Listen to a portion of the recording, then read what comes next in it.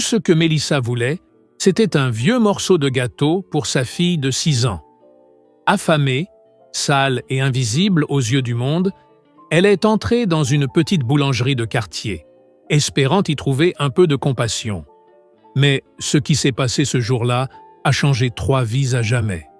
Un inconnu, assis au fond du magasin, a tout entendu et a décidé d'agir. Il avait de l'argent, de la célébrité, du pouvoir, mais il n'imaginait pas que cette mère et son enfant allaient réveiller en lui quelque chose qu'il croyait perdu à jamais. Mais avant de commencer cette histoire, dites-nous en commentaire d'où vous regardez cette vidéo. C'est toujours émouvant de voir jusqu'où nos récits voyagent. Mélissa s'arrêta devant la boulangerie et ferma les yeux un instant. L'odeur du pain frais flottait dans l'air et semblait se loger directement dans son estomac vide, la faisant vaciller.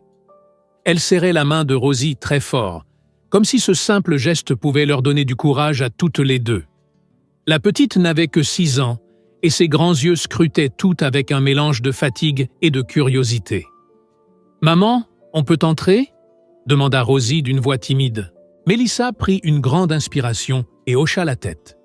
Elles entrèrent lentement, comme si elles pénétraient dans un lieu qui ne leur appartenait pas. Le sol brillait sous les lumières jaunes du plafond et la vitrine débordait de gâteaux colorés, de pain doré, de tartes parfaitement alignées. Mélissa sentit le poids des regards posés sur elle. Ses vêtements étaient sales, ses cheveux en bataille. Elle savait très bien comment on la voyait. Mais elle n'avait pas le choix. La faim fait vraiment mal. Elle fait mal au corps, à la tête, au cœur. Un des employés la regarda avec une expression difficile à décrypter. Un mélange de curiosité, de pitié et de malaise. Mélissa s'approcha du comptoir, tentant de garder la tête haute, même si la honte lui nouait la gorge. « Bonjour », dit-elle, sa voix plus faible qu'elle ne l'aurait voulu. « Je voulais savoir si vous aviez un gâteau périmé, ou quelque chose que vous n'allez plus vendre, n'importe quoi. » Le jeune homme cligna des yeux, pris au dépourvu. Rosie serra encore plus fort la main de sa mère. « Maman, celui-là, il est joli », dit-elle, en pointant du doigt un gâteau au chocolat à la ganache brillante dans la vitrine. « On peut juste le regarder de près ?» La voix de Rosie brisa le silence comme une clochette fragile.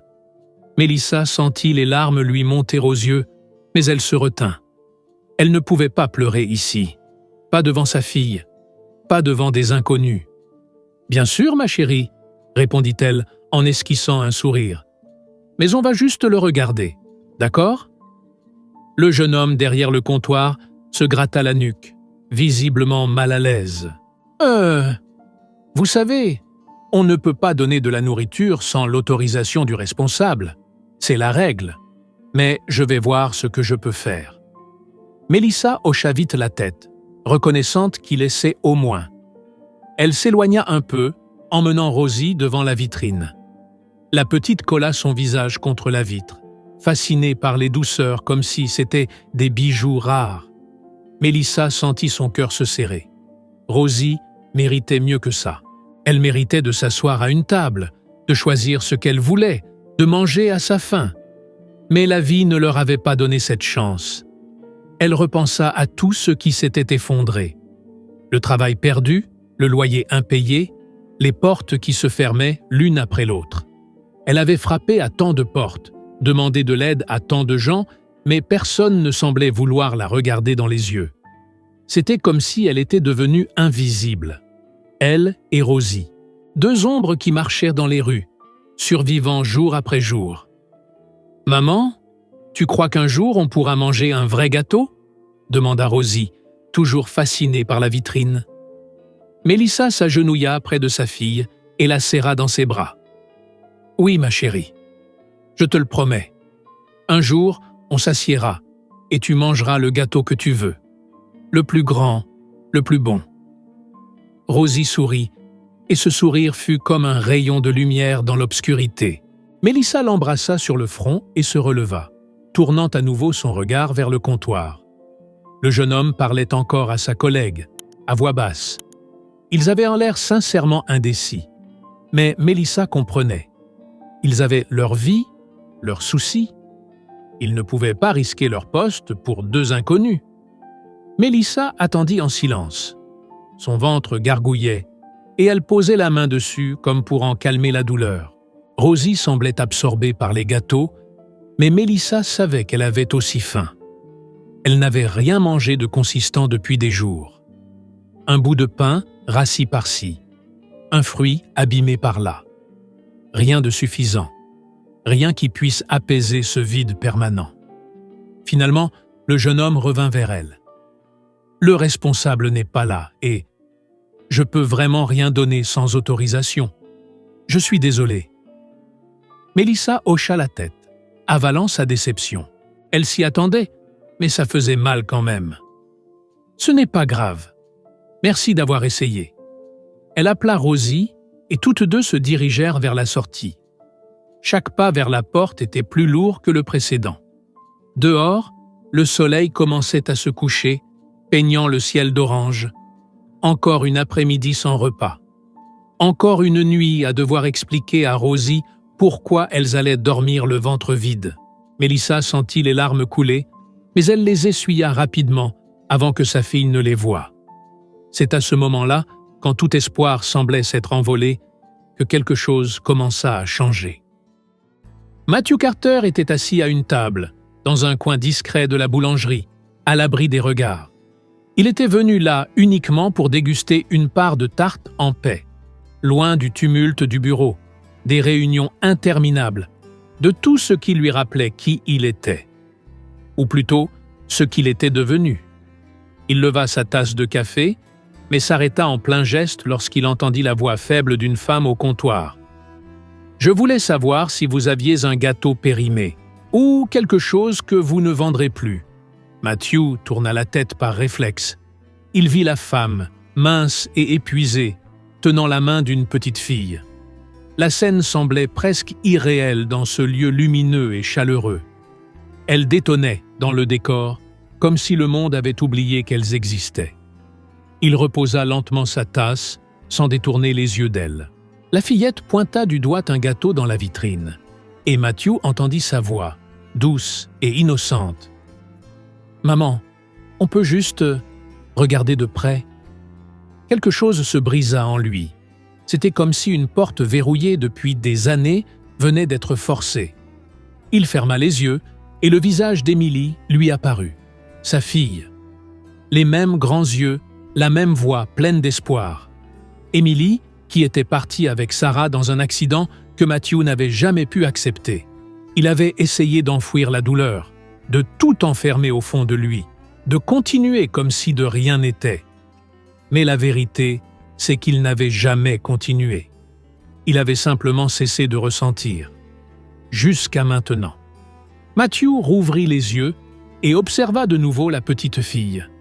Elle collait son visage à la vitre, émerveillée devant les gâteaux, les yeux brillants d'envie. Un regard qu'il connaissait si bien. Émilie faisait exactement la même chose chaque fois qu'il passait devant une pâtisserie. Elle voulait toujours s'arrêter, choisir le plus joli gâteau, et Matthew le lui achetait. Toujours. Il serra les poings sur la table. Pourquoi cette petite devait-elle se contenter de regarder ? Pourquoi sa mère devait-elle supplier pour des restes ? Où était passé ce monde juste auquel il avait un jour cru ? Il regarda la mère et l'enfant s'éloigner du comptoir, manifestement bredouille. La femme essayait de cacher son visage, mais Matthew vit ses larmes. Il vit aussi sa posture, voûtée, écrasée par un poids invisible. Il connaissait ce poids. Il l'avait lui-même porté. Pendant des années, Matthew avait vécu en pilote automatique. Il se levait, travaillait, dormait. Il passait des contrats, accumulait des fortunes, gagnait toujours plus. Mais tout lui paraissait vide. Il avait tout, mais en réalité, il n'avait rien. Une immense maison vide où personne ne l'attendait. Un compte bancaire bien garni qui ne lui procurait plus la moindre joie. Il avait oublié ce que c'était que de ressentir. Mais là, assis dans cette boulangerie toute simple, il ressentait. Et ça faisait mal. Matthew pensa à Sarah. Elle disait toujours que la richesse ne vaut rien si on ne l'utilise pas pour faire le bien. Il se moquait d'elle à l'époque, la traitait d'idéaliste. Mais elle avait raison. Elle avait toujours eu raison. Il leva les yeux vers la femme et l'enfant qui s'apprêtaient maintenant à franchir la porte. Elles allaient en partir, retourner à la rue, à la fin, à cette existence invisible. Et Matthew sut, avec une certitude profonde, que s'il les laissait passer cette porte, ils ne pourraient plus jamais se regarder en face. Ce n'était pas de la pitié qu'il ressentait, c'était une reconnaissance. Il voyait en elles le reflet de sa propre douleur, de sa solitude. Elles étaient devenues invisibles pour le monde, comme lui l'était devenu pour lui-même. Et s'il pouvait faire quelque chose, n'importe quoi, pour changer cela, alors il le ferait. Matthew se leva lentement, le cœur battant plus fort qu'il ne l'avait fait depuis des années. Il ne savait pas encore exactement ce qu'il allait faire, mais il savait qu'il ne pouvait plus rester immobile. Matthew se dirige vers le comptoir, avant que l'idée de reculer ne puisse l'atteindre. Le jeune homme en uniforme vert le regarde avec surprise. Sans doute l'a-t-il reconnu. Matthew Carter était connu en ville. Son visage apparaissait dans les magazines économiques et il savait bien que les gens le traitaient toujours différemment à cause de cela. Mais à cet instant précis, il ne voulait pas être traité différemment. Il voulait simplement faire ce qui était juste. « Je veux le gâteau au chocolat dans la vitrine », dit Matthew en le désignant du doigt, celui que la petite fille admirait. « Et je voudrais 3 repas complets. Des sandwichs, des jus, des fruits, ce que vous avez de meilleur. Et aussi quelques douceurs. » Le jeune homme cligna des yeux, déconcerté. « Monsieur Carter. »« Bien sûr, je m'en occupe tout de suite. » Matthew se retourna et vit que la mère et la fille étaient toujours près de la porte. La femme s'était arrêtée pour essuyer ses larmes et la petite l'enlaçait en s'accrochant à ses jambes. Il sentit une nouvelle fois son cœur se serrer. Combien de fois Émilie avait-elle enlacé Sarah comme ça? Combien de fois avait-il vu cette scène sans lui accorder la valeur qu'elle méritait? Les employés commencèrent à tout préparer à la hâte. Le gâteau fut mis dans une jolie boîte. Les sandwichs et les douceurs furent répartis dans de grands sacs. Matthew paya sans même regarder le montant. L'argent, c'était bien la seule chose dont il ne manquait pas. Quand tout fut prêt, il prit les sacs et s'approcha de la femme et de la fillette. Elles étaient toujours là, sur le point de sortir. La femme leva les yeux en le voyant arriver. Dans son regard, il y avait de la confusion et aussi de la peur. Matthew comprit. Des gens comme lui ne s'approchaient que très rarement de gens comme elle, et rarement avec de bonnes intentions. Il s'arrêta devant elle et leur tendit les sacs. « Tout va bien maintenant », dit-il d'une voix posée. « C'est pour vous. » Mélissa regarda les sacs, puis Matthew, puis les sacs à nouveau. Elle ne parvenait pas à comprendre ce qui se passait. « Je ne comprends pas », murmura-t-elle, la voix tremblante. « Vous n'avez pas besoin de comprendre », répondit Matthew. « Acceptez, c'est tout. » Mélissa prit les sacs d'une main tremblante. Elle en ouvrit un et découvrit les sandwichs, les fruits, les sucreries. Puis, elle vit la boîte du gâteau et les larmes coulèrent sans retenue. « Je ne sais pas quoi dire », balbutia-t-elle, la voix brisée. « Merci, merci infiniment. » Rosie jeta un coup d'œil dans le sac et ses yeux s'agrandirent d'émerveillement. « Maman, regarde, c'est le beau gâteau, celui que je voulais voir. » La petite sourit, et ce sourire frappa Matthew comme un coup en plein cœur. Il avait oublié ce que c'était, voir un sourire sincère, un sourire venu du fond du cœur. Rosie n'était pas seulement heureuse à cause de la nourriture. Elle était heureuse parce que quelqu'un s'était soucié d'elle, parce que quelqu'un l'avait vue, elle et sa mère. Quelqu'un s'était souvenu qu'elles existaient. Matthew s'agenouilla devant Rosie pour se mettre à sa hauteur. « Tu aimes le gâteau au chocolat ?» demanda-t-il avec un sourire doux. Rosie hocha la tête avec enthousiasme. « C'est mon préféré ?»« Moi aussi » dit Matthew, et il sentit quelque chose lui nouer la gorge. C'était vrai. C'était aussi le préféré d'Émilie. Il se releva et regarda de nouveau Mélissa. Elle pleurait encore, mais son regard avait changé. Ce n'était plus seulement du soulagement, c'était de la gratitude, de l'espoir.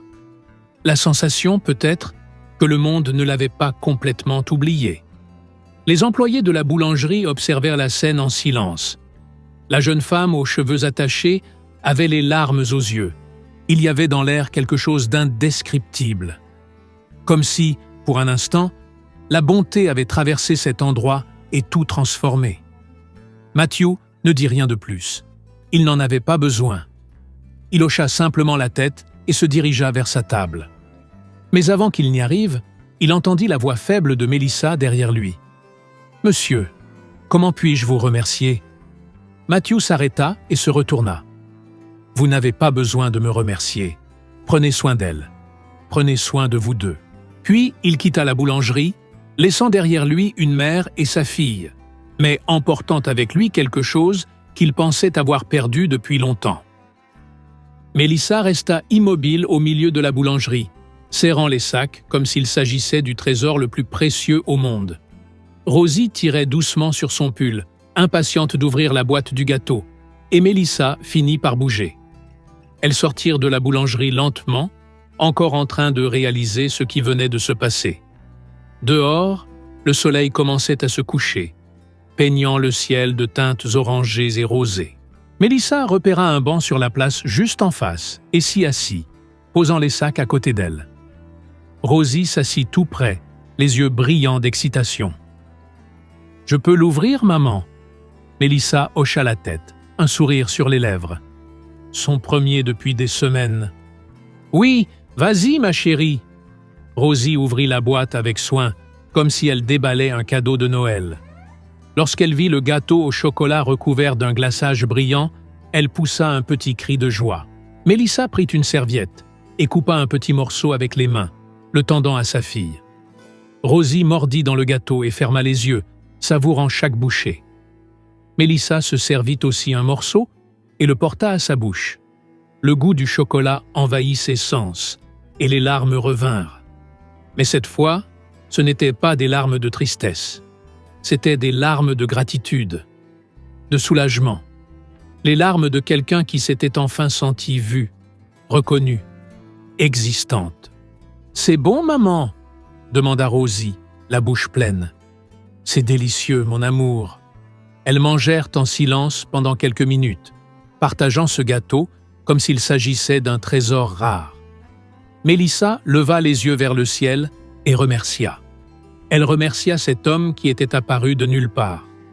Elle remercia ce geste simple, mais qui avait tout changé.